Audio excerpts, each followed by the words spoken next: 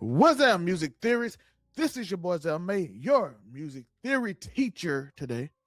And we're going to be like a classroom. I'm not just going to teach you the theory. We got a presentation, we got all that, and we're going to get into it. Today, we are talking about Eminem, in which we're talking about then and now, The Way I Am plus White America. We revisited some of Eminem's most controversial records from the early 2000s and asked what has changed from then to 2026.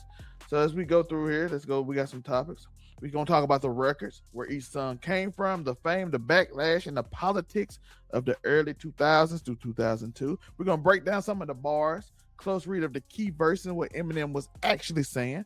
We're going to talk about the climate, the cultural and political temperature America was sitting at the time. And we're going to break down the parallels, honest comparison, what's similar to 2026 and what generally isn't.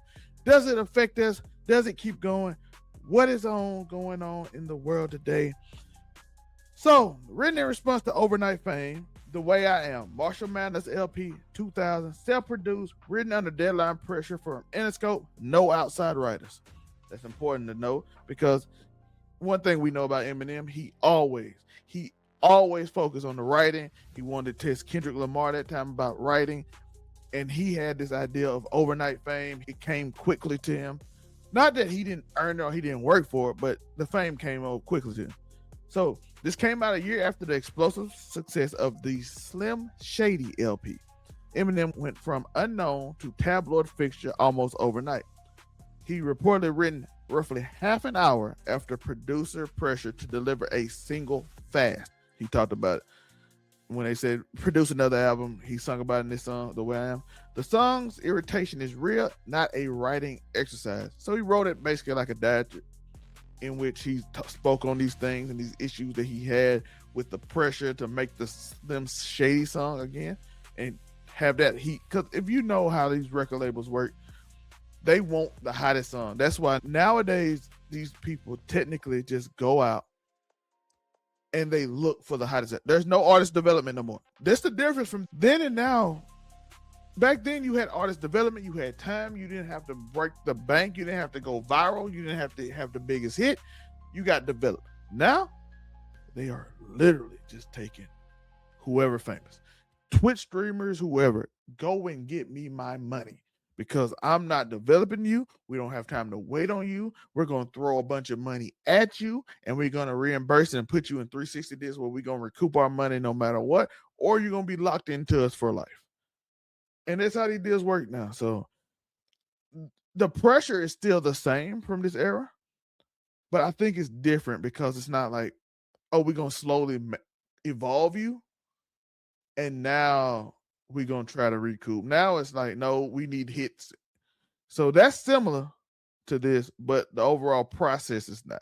Because like I said, you could be on the side of the street making mixtapes, and then all of a sudden you have your artist come out and make a song. Listen, Kendrick Lamar's Section 80 did not sell well at all. Good Kid, Mad City didn't even sell that well.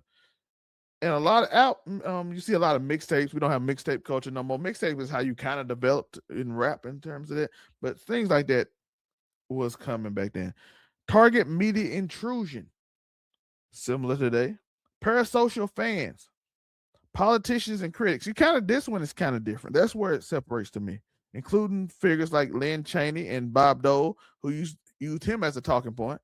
We talked about that last week with the Tupac, in which in 1991, this is 2000, 2002.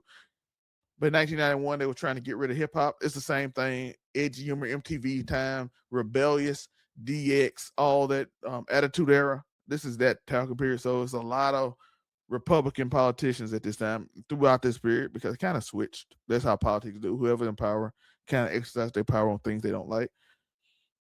And we really got into hip hop and what Eminem was doing because it was at that time it was cool to be a rebel. The Generation X is one big example I could think of. The chorus, I'm so sick and tired of being admired, frames fame itself as a trap, not a triumph. This is something that you often hear, specifically from people that get famous from skill sets. You get tired of being admired. You get exhausted from the people. And he's an introvert from everything I've read.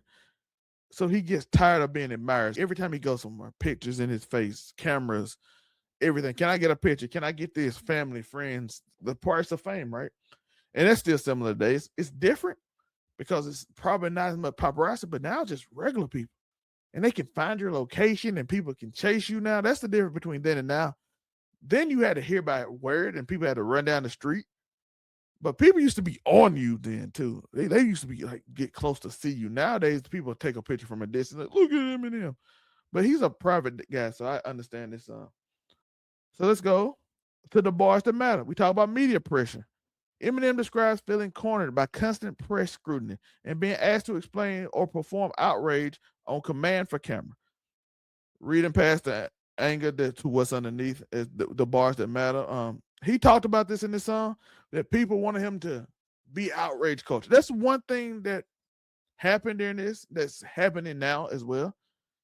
Now there is a pressure, not as much from the media, but from social media, which is different because it's not like Fox News and TV and stuff and BET asking you to come on stage to say something crazy. MTV, what you gonna say now? Who are you gonna offend? Now it's more like the internet and fans doing it. Like, oh, I missed the old Eminem. Oh, I missed the old rapper. Oh, I missed this old era. It's like a lot of pressure to, oh, you got to do what I wanted you to do. You got to do, I want you in my niche when I found you. A lot of times, that's something new artists do when you're small. That's the intimate relationship. But now it's like a difference. Back then it was media, go on Hot 97, go on 90.1, say the crazy thing to make us go viral. That's the one thing that happened. Parasocial fans, he addressed fans who feel entitled to his time and image. Obsession that blurs into harassment. Years before Stan Culture had a name, he named it Stan Culture. The song Stan.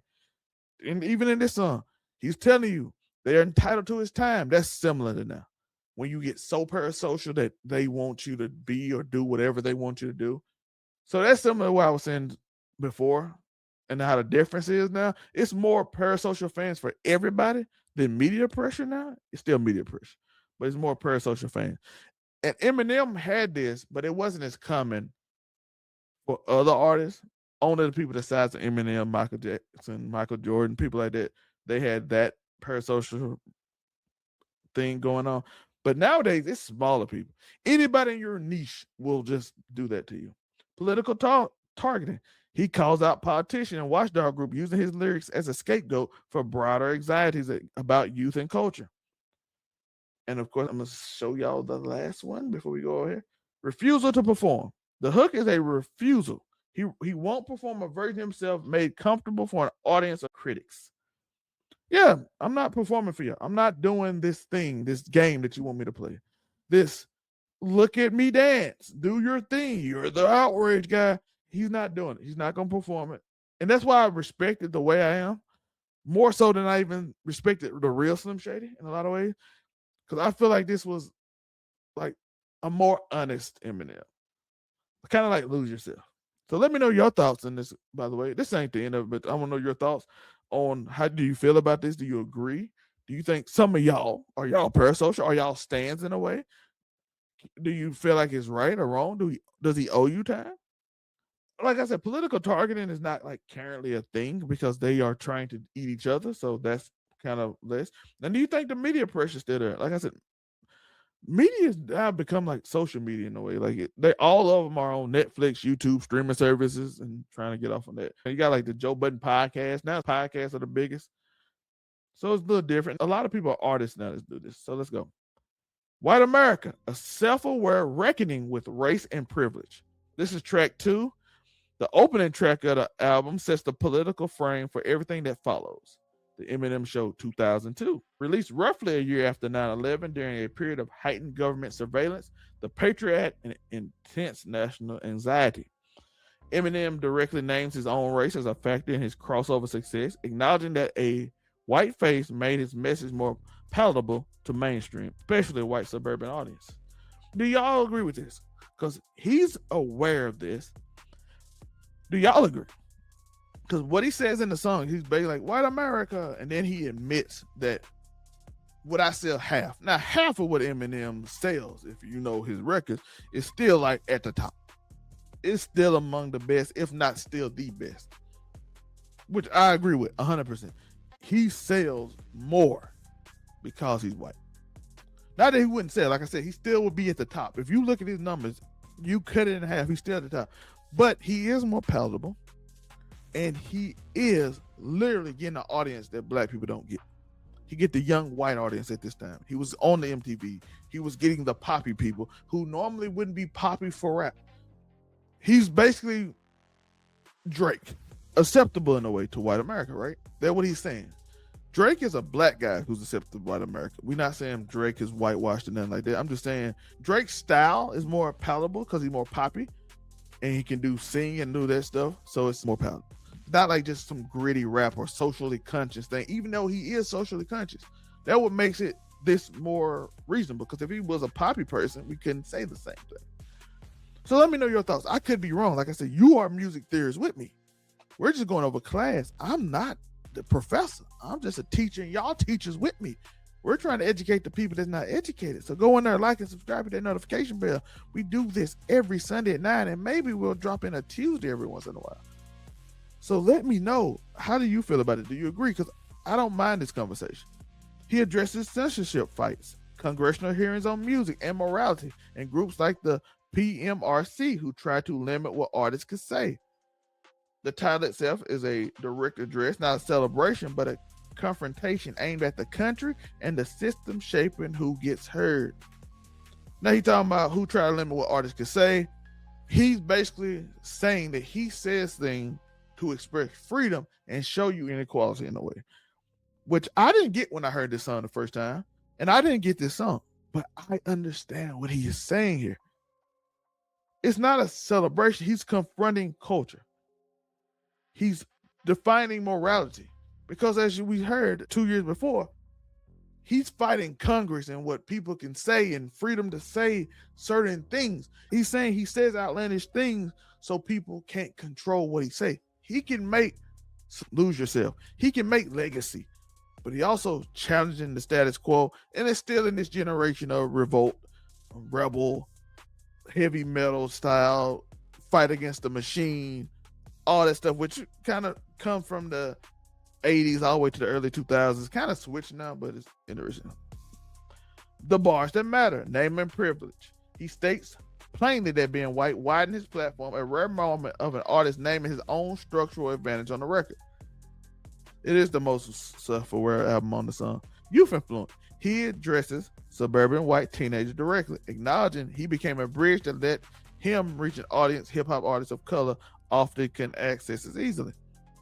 This is something I want to say. It's not that he's not great, because he is, but him looking like them and looking like certain group makes it more palatable for a certain group of demographic of people to listen to. That's why you have a group of hardcore fans, maybe just like maybe some of you, who wasn't able to listen to a lot of people. Even for me, I'm gonna be honest with you. My parents like, oh, that nice little blonde-haired white man talk rapping. Y'all can listen to him until they hear the words, of course. But it was more palatable even then, because Tupac was saying he was a thug, and that's what they knew. They knew Tupac, as they would say. Biggie said weird things, and he was with P. Diddy, and they are a certain group of people. So even in my area, even in like church-going areas in the South, he was more palatable. But specifically, we black, we relate to black people, so we do it. Now, the argument could be made, and I want to know what y'all thoughts on this, is that a black person, how would he relate to Eminem in this? It's rap. Black people love rap. If you're good at rap, that is our baby. We respect it. The same thing as a basketball player or anybody else. If you are really good at something, we will respect it. Larry Bird, whoever. I'm an Eagles fan. Listen, I love what Pat McAfee called them, the exciting, electrifying whites. I love it. So that's not a thing, but because it's an art for black people, so black people gonna like it. Now, he did receive hate for that, by the way, for being black, from like Benzino and The Source and other things. So I'm not discounting that. But still, you saw what happened to Benzino, so it obviously wasn't that effective. Censorship fight, direct reference to congressional hearings and watchdog campaigns aimed at policing music, framed as government overreach into art and youth culture. We're going to mix these together. And distrust of institution. A song carry a thread of suspicion toward government and media institutions, questioning who gets protected and who gets surveilled. These two go together because policing what people say is a thing that Democrats has been accused of. And at this time, it was conservatives because the country was mostly conservative. Then it became mostly liberal. And I don't know where we are now. We kind of like in a blend of it. People tend to rebel against the said party, which why Democrats had a strong mid 2000s to 2020 before COVID running on everything. And now conservatives had it before like 1980s something to early 2000s. And it was always a censorship fight. But the one thing is consistent in all this is the distrust of institutions. Why? Because he spoke to something that oftentimes is overlooked. People don't trust the government. And if you play into that right, you can be an absolute crazy quack. I'm just going to say it right now. And people will go with it because we have been distrustful of the government since the Boston Tea Party. Long before that, people have not trusted government officials or anything like that since. So that's a big thing that was going on in this song. We're going to talk about America in 2000 to 2002 and what happens when these songs drop. Marshall Mathers LP, Diamond Certified, Backlash Record, Congressional and Watchdog criticism over lyrical content. We had a contested election. The Bush versus Gore decided Supreme Court. Deep national divide over legitimacy of the result. It sounds familiar, right? In a lot of ways. Not quite as combustible, though. Attack reshaped national identity, security policy, and public trust almost overnight. We had the Patriot Act in between the 2002. Expanded surveillance powers, you're with us or against us rhetoric, dominated discourse. And then, of course, white America dropped directly in the climate of fear, suspicion, and division. Now, let's fast forward 24 years later. Same song, same question. Does 2026 rhyme with 2000? Let's go over this. Being watched in and out. 2002, we had tabloids, MTV News, and talk radio drove the cycle. Backlash took weeks to build through magazine covers and cable segments. Yeah, they had a slower process. Artists also had a slower process to get back and contest things, and then I think it might have been harder back then, but I'm gonna explain that in a minute. Politicians, Lynn Cheney, Bob Dole, singled out specific lyrics in speeches and hearings to make a broader point about declining values. Again, the values in America failing. It's the same common trope that politicians always use. And by the way, you notice how I say specific lyrics? They always don't put context in lyrics to make it more valid. Like, I'm going to take this lyric out of context and say it so people can be offended by it. That's basically what it is. Once the controversy passed, it largely faded. No permanent searchable record following the artist forever. Yeah, that's the advantage they had. Like I said, the tabloids was different, and it took longer, and it left them at a disadvantage because they couldn't combat everything because it came out at one time. And they had no way to really say it. They can go on the radio, but it's already circulated so much. And it's only so much reach you can get unless you did a tour. But then you're forced to interact with the people you don't want to interact with because they have lied on you. So it was worse. But it didn't stay with you. People got over things. Now, let's go to 2026. Backlash forms in hours of social media. A single clip can travel further and faster than any 2002 news cycle ever could. Yes. So now you have to be on top of social media. But you can also fight back.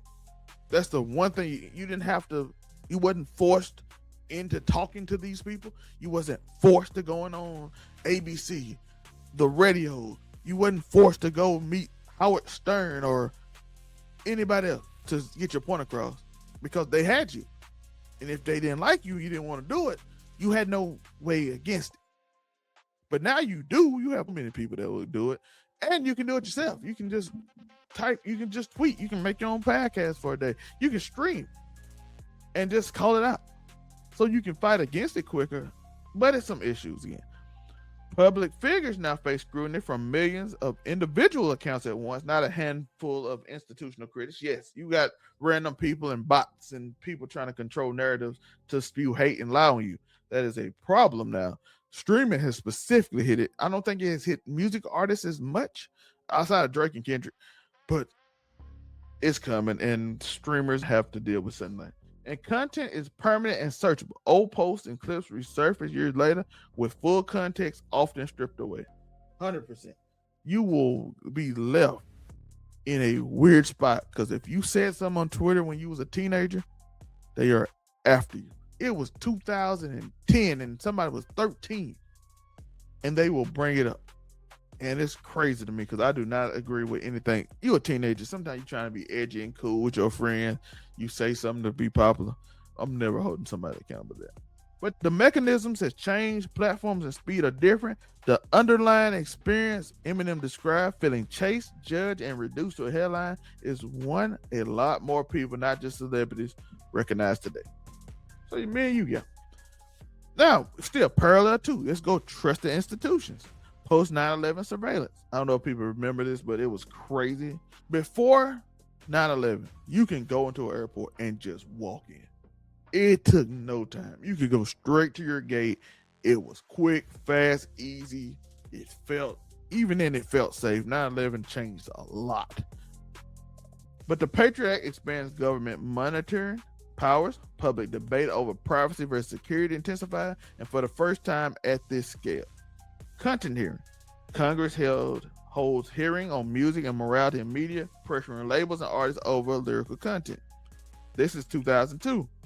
Now you will surveil, they'll know where you at. They had different mechanisms that they can spy to keep the country safe, and people had a problem with it. You had hearings on what people could say. It's the same thing as today. White America leaned hard on suspicion of government overreach. It's still there. This is the most common thing. Y'all can let me know your thoughts on parallel number 2, the trust institution. But let's go over 2026. Surveillance now runs through data brokers. Yes, everything you do on social media, you give your rights and privacy over to people. And that's just what goes on right there. Platforms and algorithms. Now it's algorithmic. It's not like a natural pop. It's more if you use the right SEO words, if you did the right type of content, if you're following this trend that somebody set out. And people have a distrust of if it's actually getting pushed naturally, or is it like this divisive push going on? We saw when Elon released where people are from, a bunch of people not from America were commenting on American ideas. Like black people versus white people, black man versus black woman, white people versus black people, Democrats and Republicans. They weren't even from this country. They were just throwing out crazy stuff, and they was in the algorithm because they used bots and stuff to push it. Less visible, but arguably more pervasive in 2002 debates anticipated.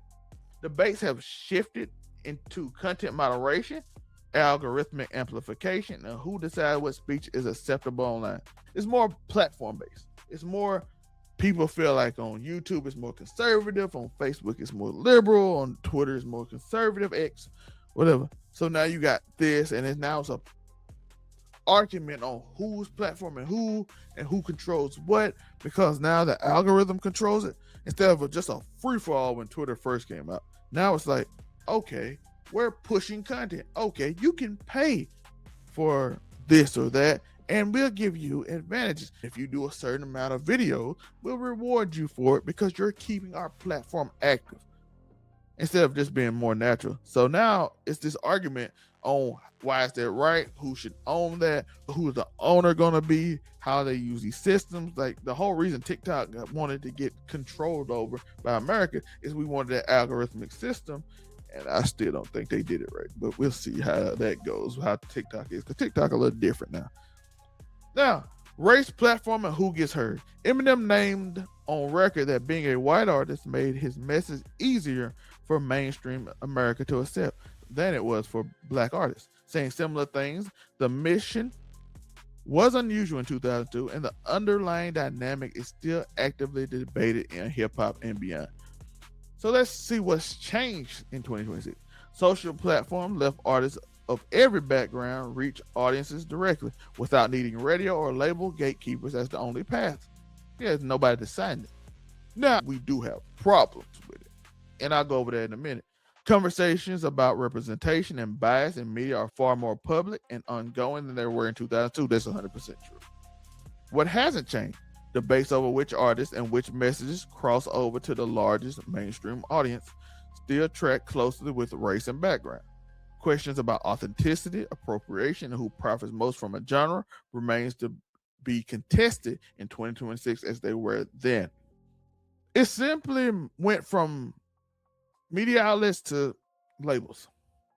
We had a lot of problems with SoundCloud and how people didn't support it because we were so used to getting free that we didn't support SoundCloud. When they made the business decision to actively go and be free for a minute, but then decided to switch it up. And people are like, I'm not paying for it. So then it got sold to SoundCloud.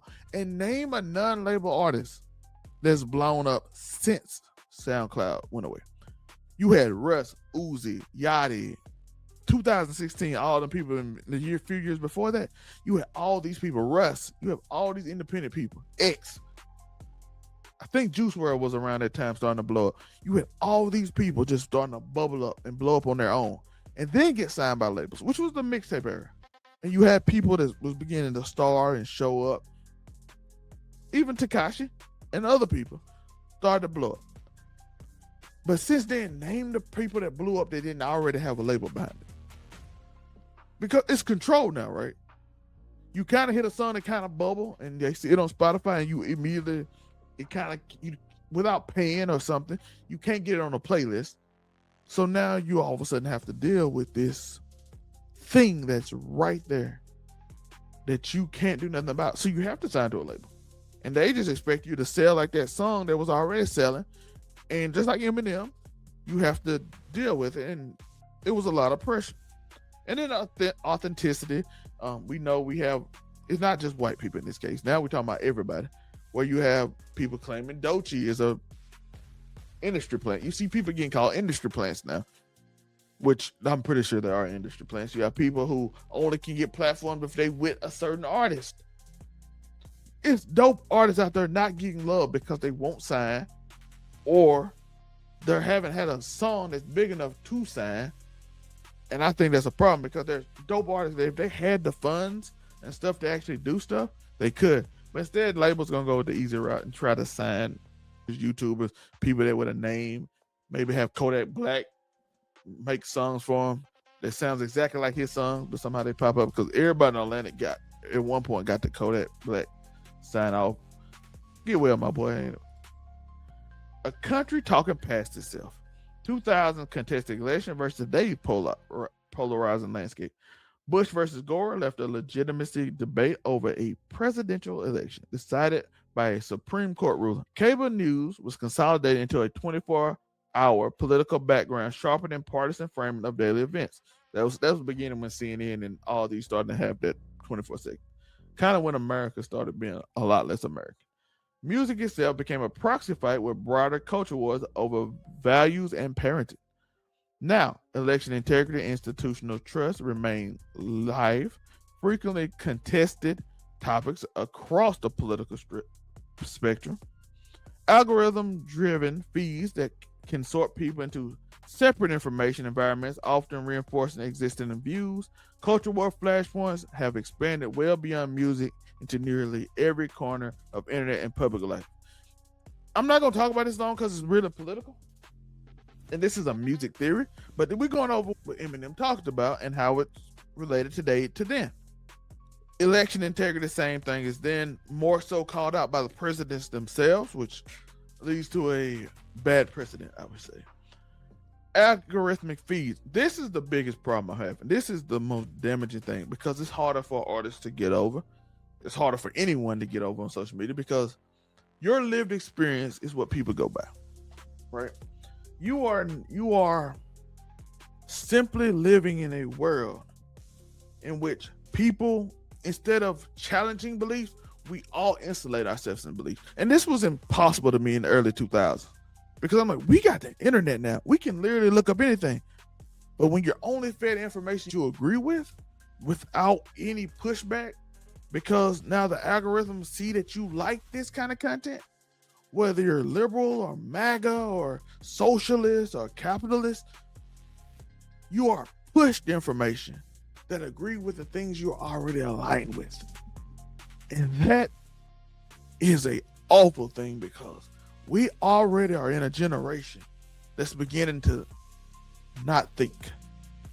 We are living by Grok. We are living by whatever AI that's sent to Gemini, ChatGPT. We are living by. Our youth will literally not know how to problem solve because their entire life they have used AI. Skynet is an impossibility to me right now. It really is. It is a literal impossibility to me right now, simply because it's not going to happen. They don't need to see us as a threat. They can just feed us information and let us sit there and possibly destroy ourselves. If not, we'll just sit there and be AI bots who just do whatever they say. No critical thinking. Because I can just, like a pastor, if I reinforce your views to make you feel safer, that all the bad you do is forgiven, and basically say you don't have to work, you will go in droves to AI. And when it gets right, people will just depend on AI. So it was no need to ever have a Skynet, because they will not see you as a threat. They will see they can control you, because every day we are on our phones. Right now, you are on your phone. The algorithm sent you to me to talk about Eminem. And it's not all bad, because I'm doing critical thinking right now. We are having a long discussion on 2 amazing songs from Eminem back in the early 2000s and how it relates to today. Like I said, we did Brenda Had a Baby, and now we're doing this. And next week will be, I don't know if I'm doing one on Tuesday, but next Sunday will be Love Yours by Jacob. Where the parallels break down. This is some of the stuff that's not the same movie. It's not repeating. There's some of the differences. Information speed. A 2002 controversy unfolded over weeks. A 2026 controversy can peak and fade within a single day. A fundamentally different pace of public reaction. Yeah, something new. People go to something new. Direct artist access. Artists today can respond directly to criticism in real time without a label or publicist as an intermediary that didn't exist in 2002. Yes, and no single gatekeeper. It's true for the most part. There is no equivalent to today of single MTV or a small set of radio programmers. Like Ebro in the morning, you see rappers blame Ebro, even though, like I said, Ebro lost his power early mid-2000s. Control who breaks through. The landscape is far more fragmented. Yeah, Atlanta got its thing now. I don't think Atlanta was gigantic back then. It was mostly New York, and you had to go to New York or LA. But now you can be anywhere. You can make music anywhere. Like I said, you still have to go through the channels, but you can make music even now. Now let's ask some questions. Let's talk about it. And this is for you. These are my questions for you. If Eminem wrote The Way I Am Today, would the target be the press or the comment section? I'm going to answer my opinion, but you can pause the video right here, write your opinion, and see how we agree. It'll be the comment section. Why do I know that? He already writes about the comment section. It's not that hard of a thing, because it changed. The press, like I said, has a lot less power, but still influential. They're just influential in another way. Has the speed of modern backlash made artists more careful or just better at performing apologies? Give you a second. Let you pause the video and let you write your comments down right here. Perform an apology. They don't mean it. They don't express themselves. I think they do. They are more careful, but at the same time, most of them live stream now. They go on streams. They try to be mysterious. They try to be weird. They try to be fake. It's a whole act now, more so. Not that it wasn't an act then. Some of our favorites went to theater school. But it's more, if I do anything, it's good press. As long as I'm in the algorithm, right? If I can be in the algorithm consistently, it's good for me. Unless I go too far and then all of a sudden certain groups decide they're going to cancel me, and then that's it. Did naming his own privilege in white America actually change anything, or just make the song more quotable? Again, give you a little bit to pause and answer the question in the comment. I think it actually made just some full of quotables, and not even that much. It's not among his most popular songs. It's probably one of the least most popular songs. Not truly. Look at the number, but it's not in that top echelon of songs you think about with Eminem. That's why I picked these 2 specifically. But it is quotable. So I would go more with that, but I don't think it's either per se on this one. Is the country more divided now than it was in 2000, 2002, or just louder about the same division? I'm gonna give you a moment because I gotta think about this one too. Now, I think the echo chambers of social media have literally caused a division. Now you are finding people that agree with you. It's hard to be happy because you find people miserable. And when you get in a group of miserable people sharing experiences, you feel more validated. And sometimes that's a good thing, but sometimes you dwell in the misery. So when people see a certain thing that white people do, or certain thing black people do, and they look at cases and they state opinions that's not true. If I did this, people would be mad at me. Of course, because your algorithm sends you to people who's talking about this subject from this angle, saying these key words, and they're mad at you because something happened. Therefore, you feel like every time you attack. But positive things never get to you. The same thing in either group. Republican, Democrat, black, white, Hispanic, any group, you will be shown things that anger you. If you're a Hispanic person right now, you will be shown ICE brutalizing somebody. And if you're maybe a white conservative, you will be shown that a statistic of these criminals, of people who, you'll be shown an influx of them. It could be 5 million people. We will show you 1,000 criminals. Think about how your mind wired if you only see the 1,000 criminals. Because you'll never see this person who lives a regular life just trying to live in this country. No, you're going to be seeing this. Vice versa in every way. Whether it's white, black, Hispanic, Democrat, Republican, rap, Drake, Kendrick, Eminem, Jay-Z, back then, Ja Rule. It would have been crazy that Eminem, Ja Rule 50 beef back then if it was now. So I think it's now 100%. Because like I said, back then you didn't have an echo chamber. So you had to listen to a variety of opinions. Bars plus beats then context. Lyrics are time capsules. What these two records still teach us about reading music as a historical document. Both songs only fully make sense once you put them back into 2000, 2002. The fame spike, 9/11, the censorship fight of that moment. That's what I want to do. I want you to put in a capsule and we're going to compare it to today and what lessons we can learn. Pattern repeat, details don't. Media pressure, institutional distrust, and racial dynamics in music all echo into 2026, but the mechanisms, platform, speed, access have generally changed. The honest answer, both. America is similar to 2002 in the tensions it's wrestling with, and different is how fast and publicly it now wrestles with them. That's a simple statement. I don't have to say much more. That's it. It's similar and it's different because the world is different and we learn different things. And based on the information we get and how everything is talked about and how the music industry goes and all that, these songs were very important. And that's the episode for this week. It's a new episode every Sunday. Let me know if y'all liked it. If y'all really like this, I'll put out one Tuesday as well. It will be a Kanye West song, most likely. My next time being solo will be a Kanye West song. If I'm with Hollywood and or D-Rec on Demand, it will be Love Yours, but it'll be a Kanye song either that week, either Tuesday or the next Sunday. So just let me know if y'all like these and we can do more of these. It takes a little time to do this, but I do appreciate you watching my presentation and all that. So make sure you like and subscribe. Everything at the bottom. Search for us at overall99media.org and you can click all the pictures of the people you want to see, who they are. We got affiliate channels who are selling things or doing their own thing that you can, if you enjoy them, you can support. We're going to add some more people.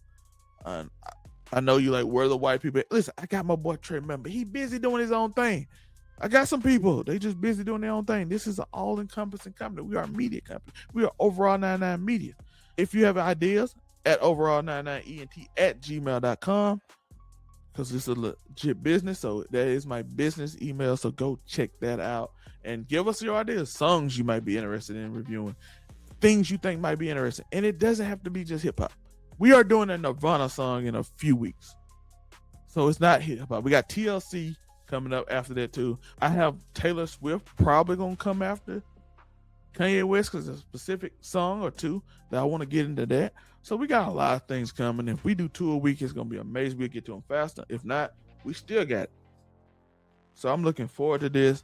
I appreciate y'all for watching. Make sure you hit that like button, that subscribe button. Remember, this is Keep It 99 Music Theory.